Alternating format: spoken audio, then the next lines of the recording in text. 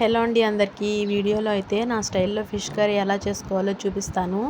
ముందుగా అయితే ఆయిల్లో జీలకర్ర, ఆవాలు అలాగే మెంతులు కొంచెం వేసుకొని వేగిన తర్వాత ఆనియన్ వేసుకొని టొమాటో వేసుకొని మగ్గించుకోవాలి.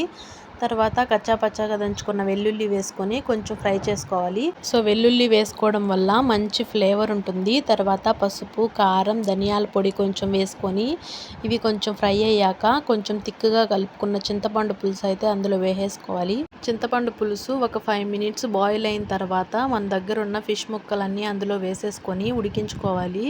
ఫిష్ అనేది ఉడికిన తర్వాత మనం ముందుగా ప్రిపేర్ చేసి పెట్టుకున్న మసాలా అయితే అందులో వేసేసుకోవాలి.